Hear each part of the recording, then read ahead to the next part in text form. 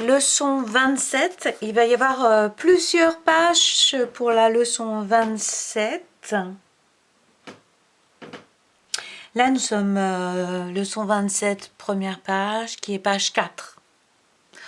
Premier exercice, tu as des mots, des noms, qui vont aller chercher un déterminant. S'ils vont chercher le déterminant 1 dit le nom qui me suit est du masculin. S'ils vont chercher le déterminant une dit le nom qui me suit est au féminin. Exemple, stop. Je dis un stop. Je ne dis pas une stop. Donc j'écris un et je m'applique. Crème. Je ne dis pas un crème, je dis une crème. On a déjà fait ce genre d'exercice. Ici, des mots coupés en deux qu'il faut raccrocher. Donc, je vais en faire un simplement. Brioche. Non, toi tu fais les trois.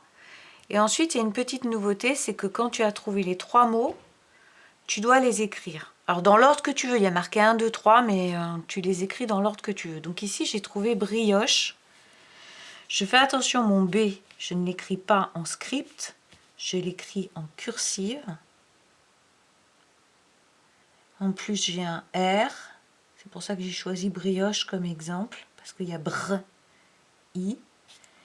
Et je raccroche hoche.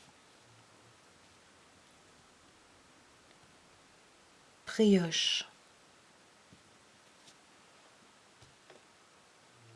Voilà. Tu fais la même chose pour les deux autres mots. Ici, c'est le même exercice. Alors, je fais un exemple. Par exemple, j'accroche bru avec les. Brûler. Brûler. J'ai trouvé celui-là. Je vais l'écrire ici. Alors, je l'ai choisi parce qu'il y a encore un B.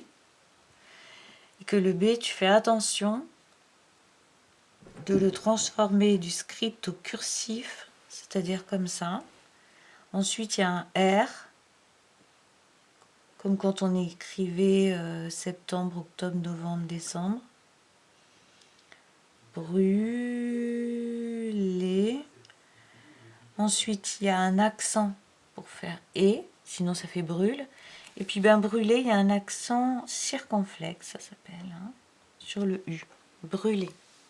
Tu en as deux autres à faire. Alors là, on donne des ordres. Fais ceci, fais cela, nanana. Donc on doit rattraper quelque chose. Regarde et lis quelque chose. Sale, tu sais, c'est mettre du sel. Quelque chose, tu relis comme il convient. Là, c'est la même chose.